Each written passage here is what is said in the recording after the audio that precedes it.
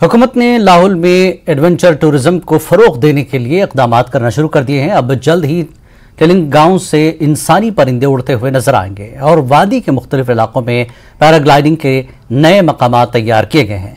मकामी MLA रवि ठाकुर ने इस बारे में जानकारी दी और बताया कि वादी के नौजवानों को रोजगार फराहम करने और सयाहत को फरोग देने के मकसद से इंतजामिया के साथ मिलकर एक मास्टर प्लान तैयार किया गया है, जिसमें लाहौल स्पीति में नए शहर खोले जाएंगे। Ice skating rink, heli skiing, ropeway की सहूलत में इजाफा शामिल है।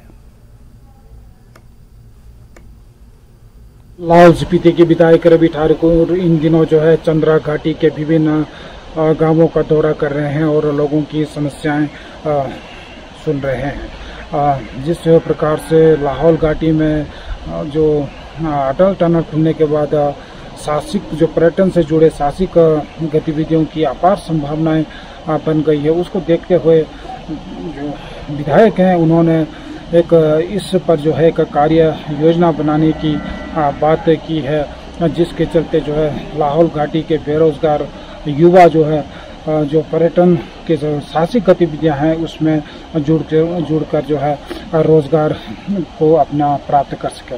क्योंकि घाटी में रिवर राफ्टिंग, पैराग्लाइडिंग और इसके साथ साथ सर्दियों के दौरान जो जितने भी गतिविधियां पर्यटन से जुड़ी हुई गतिविधियां होती है उनको लेकर जो है एक कार्य योजना बनाने की बात की जा रही है, जिसके लेकर जो है विधायक जो है इसको काफ़ी गंभीर नज़र आ रहे हैं। अब देखना होगा कि विधायक जो है इस पूरे कार्य योजना को किस प्रकार से अमली जामा पहनाते हैं और लाहौल घाटी के जो बेरोजगार युवा हैं वो जो है जो पर्यटन जो साहसिक गतिविधियां हैं उसमें जुड़कर जो है अपने रोजगार को हासिल करते हैं। न्यूज़ 18 हिमाचल के लिए लाहौल स्पीति से प्रेमलाल। लाहौल वादी में मौसम की खराबी का असर किसानों पर देखा जा रहा है। सर्दियों में कम से कम बर्फबारी हुई है और अब मौसम बदस्तूर खराब होता जा रहा है। एक तरफ वादी की तैयार फसलें, दूसरी जानब मौसम की खराबी से फसल में इजाफा नहीं हो रहा। किसानों को फसलों में कीड़ों का खौफ लाहक है।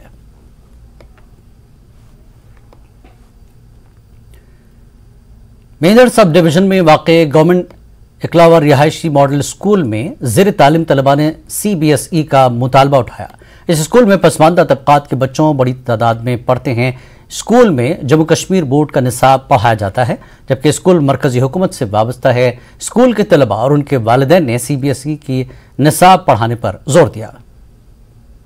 फॉर्म लगाया था हमने और यही हमें गवर्नमेंट ने बताया था कि ये इधर जो है CBSE सिलेबस दिया जाएगा हमें, और 1 साल हो चुका है और हमें अभी 2 महीने पहले ही लेट हो चुके हैं हमें, और इस बार भी इधर बोर्ड का सिलेबस हमें दिया है। CBSE सिलेबस अभी तक यहाँ पे लागू नहीं। गवर्नमेंट से मांगा कि हमें CBSE सिलेबस दिया जाए, इससे अच्छा है तो हम दूसरे स्कूल में पढ़ लेते, पर यहाँ पे हम आए तो इसलिए आए कि CBSE सिलेबस डिटेल में पढ़ाया जाए। मैंने इसलिए यहाँ पे पेपर दिया था कि यहाँ पे CBSE का सिलेबस लगेगा और यहाँ पे डिटेल से पढ़ाया जाएगा, लेकिन यहाँ पे पिछले 1 साल से नहीं लगा और हम 2 महीने लेट हो चुके हैं और इस साल भी JK बोस का सिलेबस लग रहा है।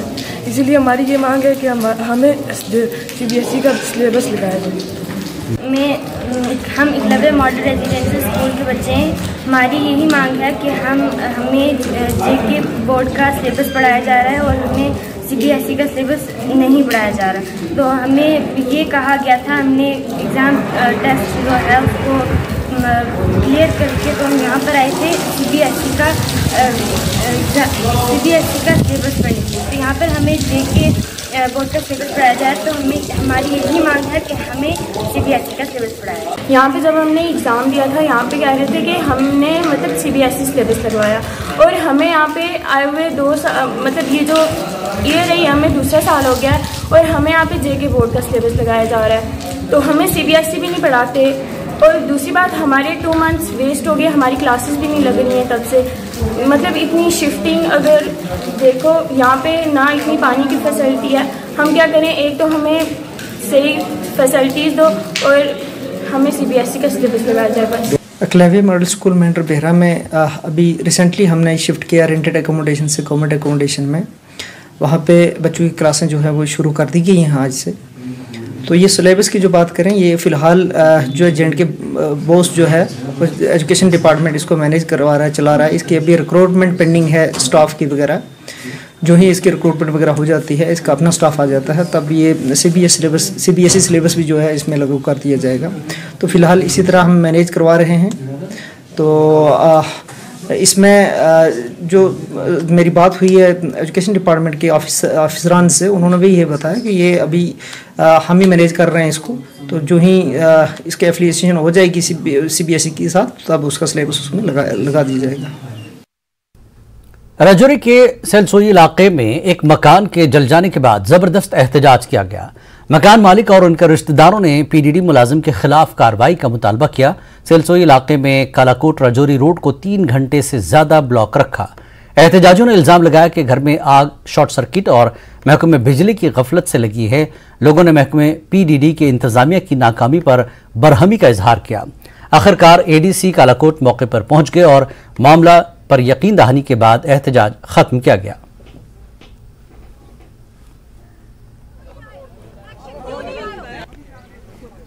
अगर इनकी नेग्लिजेंसी से हुआ है तो इनके अगेंस्ट एक्शन करेंगे। और जहाँ जहाँ भी शार्ट कंपनीज कहीं लोगों ने बताया कि यहाँ पे कोई पोल की दिक्कत है, जहाँ कहीं पे ये 2 तरफ से यहाँ बिजली आती है, OAW को मैंने इमीडिएटली बोल दिया कि उसको एक साइड से कर दिया।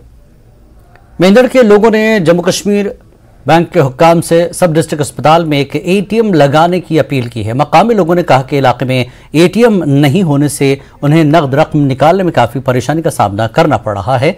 मकामी लोगों का कहना है कि उन्होंने कई बार बैंक हुक्काम को इस जानिब तवज्जो दिलाई, लेकिन अभी तक इस सिलसिले में कुछ नहीं किया गया। तो जो हॉस्पिटल का जो ATM है, पहले भी डॉक्टर परवेज खान साहब ने एक लेटर लिखा था बैंक में, उन्होंने अभी तक भी ATM नहीं दिया। अगर कोई मरीज यहाँ पे बीमार हो जाता है, जब ATM की तरफ जाता है उसका 1 घंटा टूट जाता है। इसलिए ज़रूरी है कि हमारा ATM यहाँ पे लगना चाहिए। और क्योंकि लोगों की सहूलत के लिए अगर ATM नहीं लगता तो ये आवाम की मजबूरी है, हॉस्पिटल वाले नहीं कह रहे। तो इसलिए रिक्वेस्ट है कि 1 हफ्ते के अंदर अंदर यहाँ पे ATM लगना चाहिए। बहुत ज़रूरी है यहाँ पे हॉस्पिटल में, जहाँ से आप मरीज को लाते हैं यहाँ पे हॉस्पिटल में, तो पैसों के लिए जाम लगा हुआ था ATM के पास, बहुत जाम लगा हुआ था। इसलिए जब तक हम पैसा निकालते हैं तो तब तक मरीज़ की जान भी जा सकती है। इसलिए हॉस्पिटल के बीच में यहाँ पे होना चाहिए ATM, बहुत ज़रूरी ATM होना चाहिए। और यहाँ जो हॉस्पिटल है इसमें ATM की जो है वो बहुत सख्त ज़रूरत है। और ATM जो है जहाँ यहाँ पे जो मरीज़ हैं वो उनको जो है पैसे कैश वगैरह निकलवाने की बहुत तकलीफ़ तंगी होती है, तो इसलिए यहाँ ATM की बहुत सख्त ज़रूरत है, स्टाफ के लिए भी और बाकी जो मरीज़ हैं और आवाम के लिए भी जो है इसकी सहूलियत होनी चाहिए। यहाँ ATM की बहुत सख्त ज़रूरत है। National institute of technology Srinagar के सिविल शोबे इंजीनियरिंग से ताल्लुक़ रखने वाले डॉक्टर विवेक ने अपने ग्राउंड ब्रेकिंग सिस्टम्स के लिए 2 पेटेंट हासिल करके एक अहम संग मील हासिल किया है। यह पेटेंट लैंडस्लाइडिंग की पेशेनगोई के साथ साथ जलजले की सरगर्मियों का पता लगाने और हकीकी वक्त में जलजले से मुताल्लिक इंतबाहात पर तवज्जो मरकूज करते हैं।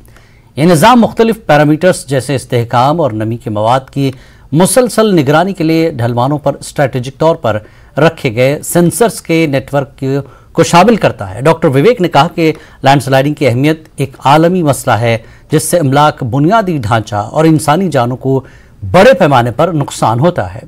उन्होंने लैंडस्लाइडिंग से बचाव के रिवायती तरीकों की हदूद को तस्लीम किया और इस मसले को मौसर तरीके से कम करने के लिए जदीद हल की ज़रूरत पर जोर दिया।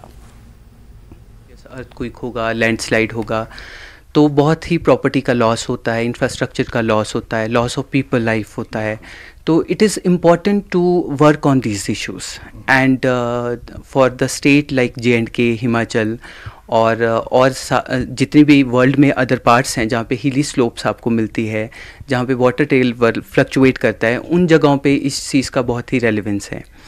जनरली हमारे पास जो ट्रेडिशनली मेथड्स थे लैंडस्लाइड को मिटिगेट करने के या रिड्यूस करने के लिए लैंडस्लाइड के इफ़ेक्ट्स को, या आप अर्थक्वेक की बात कर लीजिए, वो मेथड्स ट्रेडिशनल मेथड थे और उनमें काफ़ी ज़्यादा फ्लॉज थे, लिमिटेशंस थी।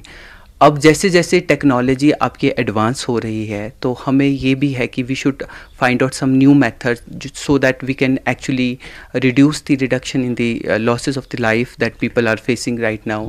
और जैसे कश्मीर की टोपोग्राफी भी काफ़ी हिली रीजन है, तो यहाँ पे इस टेक्नोलॉजी का बहुत यूज़ है। पलहालन पट्टन में वेटरनरी सेंटर को एक जगह से दूसरी जगह मुंतकिल करने पर लोगों में काफ़ी बरहमी पाई जा रही है। पलहालन के लोगों का कहना है कि गुज़श्ता बरसों से यहाँ माल मवेशियों के लिए वेटरनरी सेंटर कायम था, जो नामालूम वजूहात की बिना पर पट्टन के हाईवे के पास एक निजी मकान में मुंतकिल किया गया, जिससे किसानों को मुश्किलात पेश आ रही हैं। लोगों का कहना है कि पहला सेंटर अच्छी जगह पर कायम था, जहां पर इर्द गिर्द के इलाकों के लोगों को अपने माल मवेशियों को इलाज मुआवजे के लिए पहुंचाने में सहूलत होती थी, जबकि नई जगह पर पहुंचने में काफ़ी दुश्वारियां होती हैं।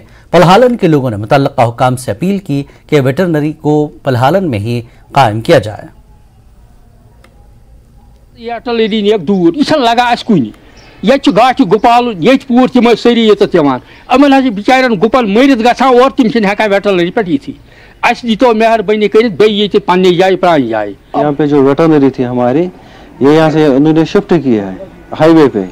अब ये यहाँ पे सेंट्रल लोकेटेड थी, यहाँ से जो एरिया है घाट आता है, वसन आता है, तंत्रेपुरा आता है, वो सभी यहीं पे आते थे। अब उनको यहाँ से दूर जाना पड़ता है हाईवे पे। अब जहाँ पे वो शिफ्ट हुई वहाँ पे उनको जगह ही नहीं है, तो हम गुजारिश करते हैं यही वापस आनी चाहिए। सख मुश्किलात गाड़ गुपालने पे पे चारवाई खाल सख मुश्किलात गम चारवाई ग मरित तत सेंटर गोस रोजन ये पलहालनस मत नजदीक गसान पलहाल गसान नजदीक वातन तत पे गाड़ गुपालने पे।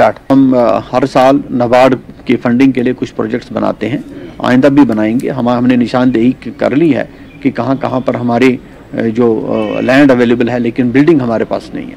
तो वैसे हम प्रोजेक्ट्स मरहलावार में बनाते जाएंगे और जैसे जैसे वो नाबार्ड के ज़रिए अप्रूव होंगे हम उन पर भी काम चलाएंगे और उनको भी वो बिल्डिंग्स भी बनाएंगे।